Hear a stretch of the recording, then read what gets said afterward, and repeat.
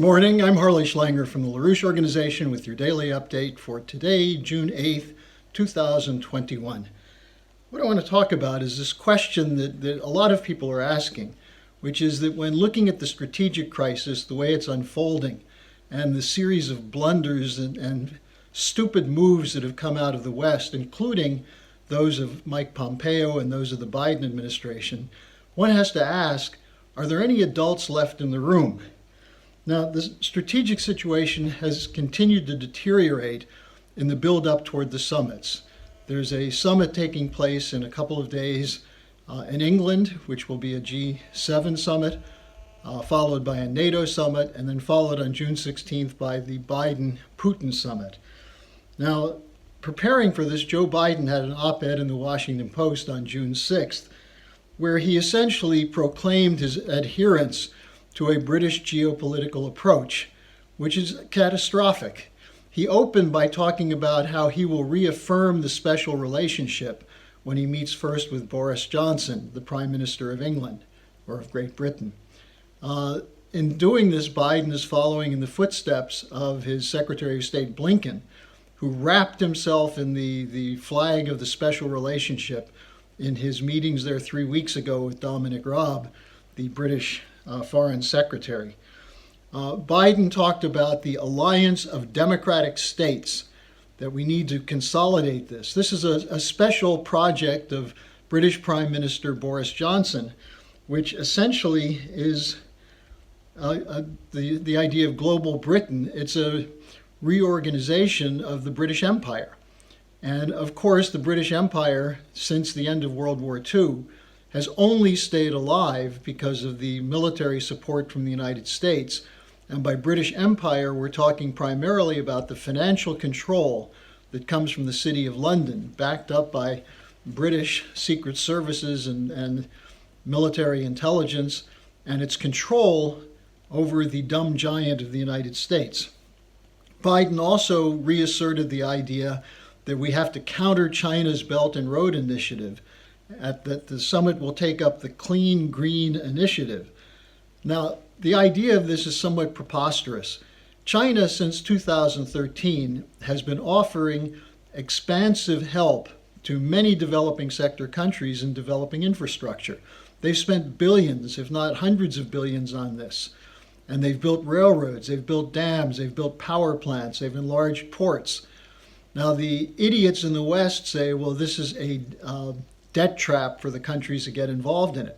The real debt trap is what the West has been doing since especially the late 60s with the International Monetary Fund policy of imposing conditionalities on countries as a precondition for any loans. And those conditionalities include virtually no spending on infrastructure. So what is this Western plan?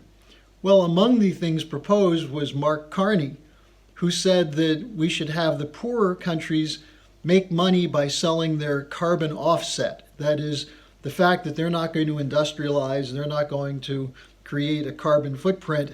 They can sell that to Western countries for money, but then MI6 will police them to make sure they're not doing anything that goes against the climate requirements. Now, also in Biden's op-ed, he said we have to confront Russia and China. Why? Because they're breaking the rules of the rules-based order. Now, this idea of the alliance of democratic states is called the D10 Initiative by one of the leading think tanks of the military-industrial complex, the Atlantic Council. Essentially, what it does is define what the real values of the West are: free trade, free market policy, no autocracy, no interventions allowed, except, of course, when countries break the rules. Now, what are these rules? These are the rules of the City of London and the British imperial system, backed by U.S. military power, which is why we've had endless wars. Now, the idea is explicit in the Atlantic Council program. It says we must ensure that the West makes the rules for the 21st century. Now, what are those rules? Well, the like-minded democratic states will reaffirm the core principles of a free world. Now, let's just ask a couple questions. Do these core principles and values include constant regime change of governments that don't abide by these rules, endless warfare against the people of countries that don't accept these rules, killer sanctions against populations that are victims of these policies, for example, Yemen or Syria, no reconstruction of war-torn areas, as the demand of the Caesar sanctions is against any country or company that goes into Syria to reconstruct it.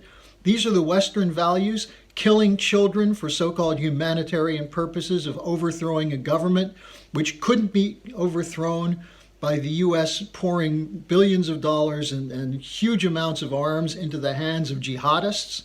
Those are Western values. That's what Biden and Blinken are going to be pushing in their meetings in London and in the United Kingdom and Brussels, and then in the summit with Vladimir Putin. Well, there is a counter to this. Let's start with the discussion at the St. Petersburg International Economic Forum, and we can have more on this in the next couple of days. But the Russians warned that sanctions, by weaponizing the dollar, could lead to countries deciding to go out of the financial system. Now, of course, part of the threat from Biden and others is that Russia will be kicked out of SWIFT. Russia will not be allowed to engage in normalized trade relations with the West. So the Russians are saying, well, we'll prepare for that. Other countries will come along with that. So the irony is that the attempt to impose these rules could lead to a crash of the system. Now, that's not what we would propose. We would propose instead that an agreement be reached between the major nations, sovereign nations of Russia, China, India, and the United States, to put the present financial system, controlled largely by City of London oligarchs and their Wall Street buddies, put that through a bankruptcy reorganization. Go with a global Glass-Steagall as a starting point to regulate banking so that lending will go to productive enterprise as opposed to speculation. But obviously, if you continue to push this way, the Russians are not going to stand there and commit suicide in order to get the good faith of Western elites.